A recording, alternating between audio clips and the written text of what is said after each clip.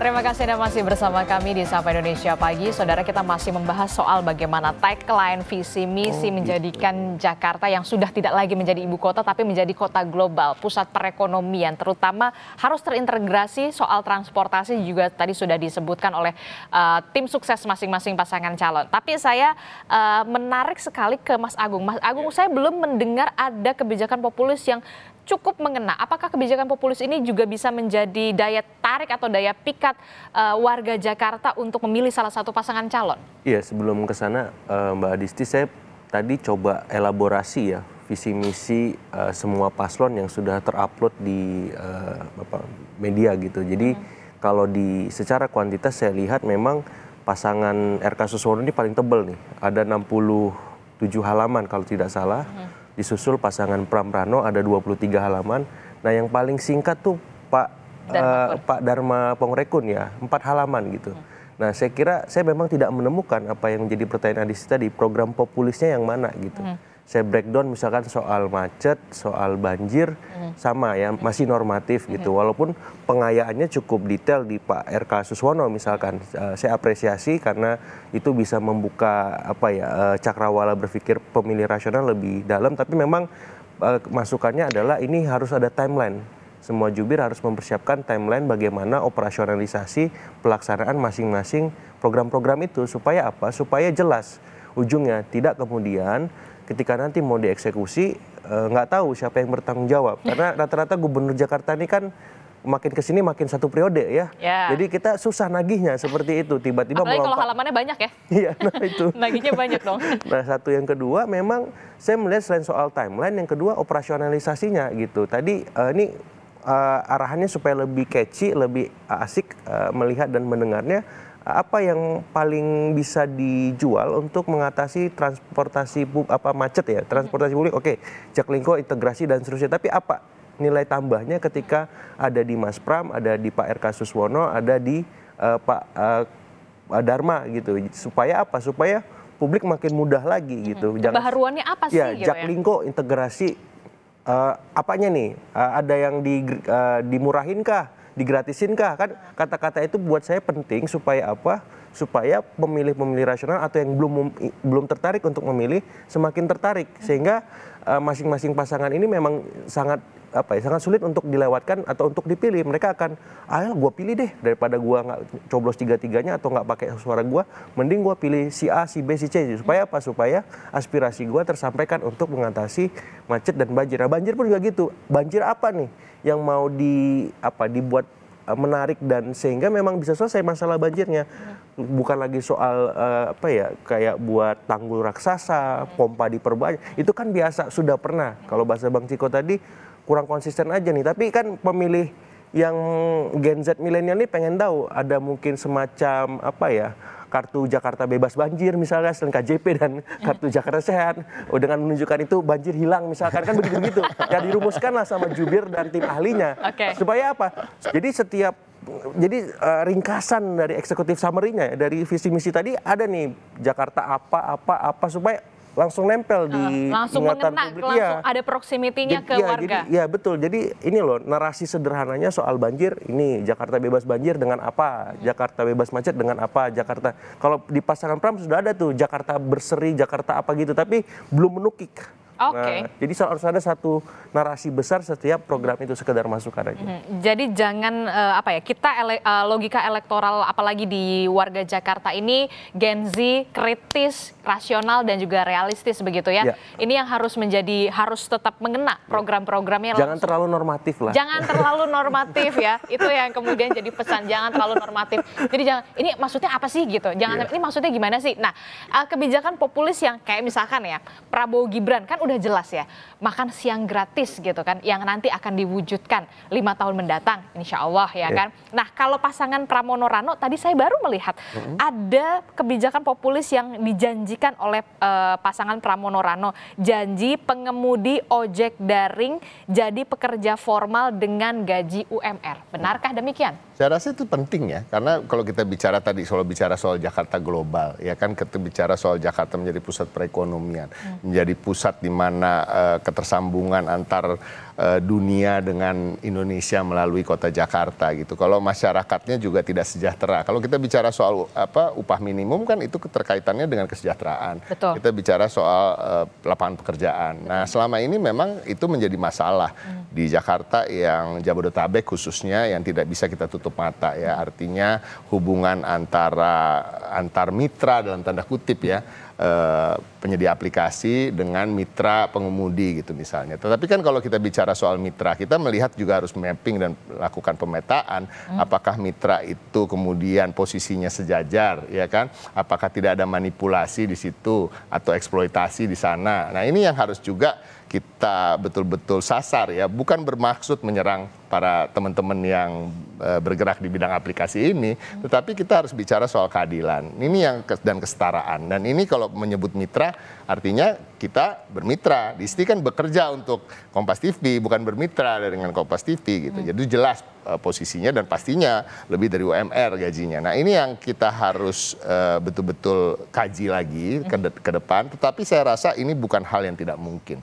Ada 2,5 juta pengemudi ojek online di Jabodetabek. Kalau Jakarta sendiri yang berKTP Jakarta ada separuhnya, 1,25 juta. Nah, itu saya rasa kita juga harus akui biaya hidup di Jakarta ini nggak murah, tinggi, ya kan, kontrakan tuh nggak murah, ya 500.000 kita nggak dapat tempat yang layak sebenarnya. Apalagi udah punya kalau kita anak. bicara di proximity Jakarta ya, kalau kita bukan bicara pinggiran, lagi punya anak, harus sekolah, walaupun sekolah gratis misalnya, tapi kan transportasinya juga bayar, ya kan, makan siangnya juga mudah-mudahan betul-betul jadi gratis nih dari Pak Prabowo nih ya buat anak-anak sekolah. Tetapi kita lihat apakah langsung di tahun depan atau tidak. Tetapi pada prinsipnya itu tadi, bahwa semangatnya adalah bagaimana semua warga Jakarta yang bekerja mendapatkan imbalan atau gaji yang sesuai dan mampu untuk membiayai kehidupan dengan biaya tinggi di Jakarta ini. Termasuk UMP di Jakarta akan dinaikkan? Insya Allah.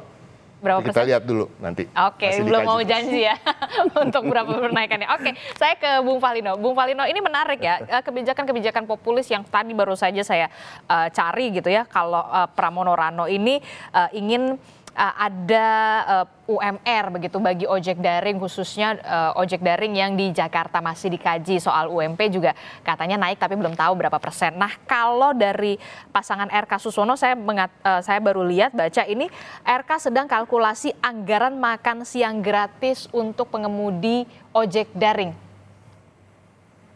Benar? Ya, memang itu sudah disampaikan oleh pasangan kami dan untuk meluruskan bahwa ini bukan tiap hari, Mbak Disti. Gimana? Bukan tiap hari. Bukan setiap hari. Oke, kalau tiap hari juga agak boncos ya berarti ya. Betul, karena kan ini menyangkut juga jumlah pengemudi ojol yang cukup banyak. Tapi pesannya kami ingin sampaikan adalah bukan soal makan gratisnya, tapi bahwa pasangan Ridwan Kamil dan Suswono ini peduli dengan teman-teman driver dari ojek online dan seterusnya. Kami akan lakukan tentu sesuai dengan anggaran yang tersedia, tapi minimal sekali seminggu setiap Jumat misalnya kita akan melakukan Jumat berkah misalkan. Jumat berkah, betul. Ini menjadi salah satu apa yang akan kami lakukan. Tapi kembali tadi ke pertanyaan awalnya Mbak Disti, kebijakan populis apa yang kira-kira pasangan Ridwan Kamil dan Suswono akan lakukan gitu bila insya Allah mendapat amanat untuk pemimpin Jakarta. Kalau kita bicara kebijakan populis tentu harus menyangkut kebutuhan dasar Mbak Disti. Nah, tadi sudah berulang kali kita bahas mengenai transportasi misalnya. Pasangan Ridwan Kamil dan Suswono ingin memastikan bahwa transportasi itu akan terintegrasi. Karena kalau kita lihat data, setiap harinya itu ada 3 juta orang yang keluar masuk Jakarta untuk bekerja. Nah, ini menjadi satu permasalahan yang memang harus ada jalan keluarnya. Okay. Jalan keluarnya salah satunya adalah selain memastikan bahwa ada transportasi yang terintegrasi, kami memastikan adanya koordinasi dengan para kepala daerah di sekitar Jakarta. Karena ini ada simbiosis mutualisme antara daerah-daerah sekitar Jakarta dan Jakarta sendiri. Jangan sampai ada ego sektoral ya. Jakarta, betul, bekerja di Jakarta untuk mencari nafkah. Itu adalah satu poin untuk daerah di sekitar Jakarta. Okay. Dan untuk Jakarta sendiri ini sangat diperlukan karena akan menggerakkan perekonomian Jakarta. Sehingga yang akan kami pastikan adalah koordinasi antar kepala daerah di daerah sekitar Jakarta akan berjalan baik. Yang kedua, bagi mereka yang mempunyai mobil pribadi tapi tidak ingin bermacet-macet lagi, kami akan membuat park and ride nantinya di sekitar jalan tol, sehingga para warga di luar atau sekitar Jakarta yang ingin bekerja di Jakarta tetap bisa menggunakan mobilnya ke satu lokasi dan mereka bisa parkir mobilnya di sana, sehingga mereka bisa memakai transportasi publik dari titik tersebut. Karena yaitu salah satu problem daripada transportasi publik di Jakarta adalah interconnectednya masih belum 100%. Nah, ini yang akan kita kerjakan nanti bila memang memastikan bahwa transportasi itu menjadi sesuatu yang utama. Yang lainnya tentu tetap terkait dengan kesehatan dan pendidikan. Kami menjanjikan bahwa memang tidak ada boleh anak yang putus sekolah di Jakarta hanya karena masalah biaya. Ini yang kita akan pastikan. Berarti KJP masih terus dilanjutkan ya? Masih terus dilanjutkan, betul.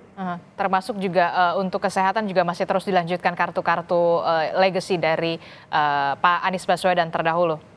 Ya, semua yang berjalan dengan baik, legacy dari gubernur terdahulu akan kita pertahankan, dan seperti saya sempat sebutkan, even namanya pun kita tidak akan rubah. Gitu. Atau top up-nya yang dinaikkan. Ya, atau sekali lagi, setiap periode gubernur itu tentu permasalahannya bisa berbeda-beda. Mungkin penekanannya akan sedikit berbeda. Nah, ini yang akan kami coba jawab. Hal-hal yang belum ada tentu kami akan tambah dengan inovasi. Tapi hal-hal yang sudah berjalan baik tentu kami akan teruskan. Sehingga warga Jakarta ini mempunyai kepastian, Mbak Disti. Tadi seperti disebutkan bahwa siklus politik adalah setiap 5 tahun. Nah, kita tidak mau warga Jakarta itu merasa setiap 5 tahun akan ada perubahan yang bisa mengganggu kenyamanan mereka sebagai seorang warga karena ada program yang tidak dijalankan lagi. Nah, itu semangat kami, pasangan Ridwan Kamil dan Suswono adalah itu. Dan terutama juga Pak Ridwan Kamil sudah berpengalaman mengelola wilayah, baik sebagai wali kota dan sebagai gubernur. Dan satu hal yang mungkin publik belum tahu, bahwa Pak Ridwan Kamil ini sudah berpengalaman menangani masalah di Jakarta karena sudah 7 tahun menjadi penasihat gubernur di zaman Pak Sutioso dan Pak Fauzi Bowo. Ini menjadi modal besar beliau. Kalau Bang Nelson, ini kan kebijakan populis tadi sudah dikatakan ada berbagai macam yang kemudian menarik adalah soal ojek daring. RK Suswono mengatakan tim suksesnya ada makan siang gratis, misalkan tidak setiap hari, tapi misalkan di hari Jumat, misalkan Jumat Berkah, bermitra dengan warteg lah misalkan begitu. Kemudian kalau dari pasangan Pram dan juga Rano ini soal UMR yang lagi dikaji. Kalau Darmakun sendiri, apa kebijakan populis yang dirasa ini bisa untuk mendongkrak Darmakun menjadi gubernur Jakarta? Terima kasih.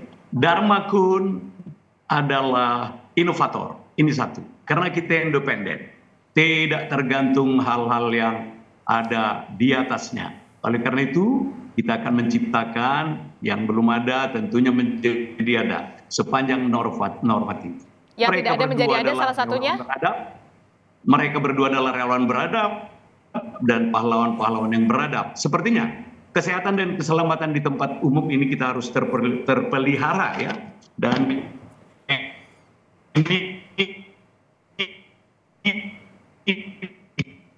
sayang sekali masih. Kita lihat bagaimana naik dan juga tidak ada tadi orang asing mana, karena sebagian kesehatan termasuk pendidikan sudah diberikan secara gratis. Mana penduduk DKI ini harus berbasis kepentingan masyarakat. Kami tangkap sedikit komunikasi kita sedikit bermasalah karena terputus suara dari Bang Nelson, tapi saya sudah menangkap soal bagaimana pendidikan, kesehatan, inovasi yang nantinya akan dilakukan oleh Darmakun begitu ya, soal tagline dan juga visi misi yang tadi sudah disebutkan. Terakhir Mas Agung, soal adu tagline, visi misi, soal kebijakan populis masih relevankah untuk warga Jakarta? Tentu sangat relevan ya, karena kita tahu pemilih rasional ini cukup tinggi jumlahnya di Jakarta, sehingga mau tidak mau seluruh elemen dari kandidat, apakah itu tim sesnya, partainya, ya simpatisannya, relawannya itu mau tidak mau harus kerja lebih keras, kerja lebih cerdas, dan kerja lebih as-as yang lain supaya apa? Kerja keras, kerja cerdas. Ya. Ikhlas dan tuntas gitu, supaya apa? Supaya benar-benar beres Jakartanya, seperti itu. Agar apa? Agar agar ada harapan yang baru dan mereka bisa melihat alternatif dari banyak paslon ini. Saya kira itu penting ya. Tapi ya mesti kreatif, mesti beda, mesti unik gitu. Jangan sampai tadi normatif, akademis penting, tapi kalau di ruang publik kalau bisa lebih lebih smooth, lebih soft, lebih cantik lah gitu, supaya lebih banyak yang tertarik dengan Pilkada Jakarta karena ada kekhawatiran soal partisipasi menimbang ya situasinya beda dengan yang sebelumnya. Begitu kompetitif, kemudian ada arahan juga orang tidak terlalu tertarik karena tidak terlalu terlibat misalkan. Nah ini kerja ekstra buat semua paslon supaya apa? Supaya Jakarta menarik pilkadanya gitu. Dan saya memang berharap ada gebrakan-gebrakan terus. Misalkan semua paslon, saya janji nggak akan maju Pilpres 2029, tanda tangan kontrak politik, kan itu menarik. Itu menarik kan? Wah ini gua nunggu nih misalkan. Atau tanda tangan kontrak politik Jakarta bebas banjir 2027 misalkan. Jadi 2 tahun saya maju, beres banjir, beres macet, minimal ada progres. Misalnya seperti itu. Sehingga pemilih langsung, ini gua banget nih. Yang jelas-jelas aja lah. Pasti. Nah itu kan gebrakan. Tapi kan ini landai terus, kan datar terus. Jadi ya biasa aja gitu. Kita nggak ada hentakannya ke pemilih ini. Jadi jangan cuma hanya lipstik aja ya? Betul, seperti itu. Oke. Itulah yang kemudian dinantikan oleh warga Jakarta, harus ada gebrakan yang pasti, yang jelas-jelas saja. Termasuk juga pasangan RK Suswono jelas sekali mengatakan, Bung RK percaya diri sekali Pilkada Jakarta ini 1 putaran. Benarkah, Bung Fah?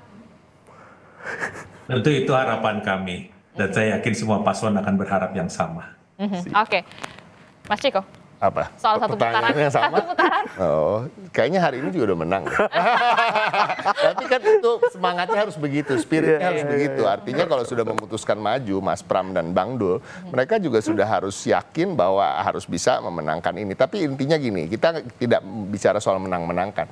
Kita bicara soal memenangkan hati warga Jakarta. Kita tidak mengalahkan siapa-siapa di sini. Kita ingin mengalahkan problem-problem yang ada di Jakarta. Kita bukan ingin mengalahkan Pak Ridwan Kamil atau Pak Pongrekun, Dharma, dan lain-lain. Tapi intinya kami ingin mengalahkan segala problematika yang ada di Jakarta ini. Dan yang menang adalah semua warga Jakarta, termasuk Kang RK. Karena kan istrinya baru terpilih jadi anggota DPR RI. Jadi kalau kita menang, istri Kang RK, Mbak Atalia juga menang. Artinya dia akan tinggal di Jakarta yang dipimpin oleh gubernur dan wakil gubernur terbaik yang ada.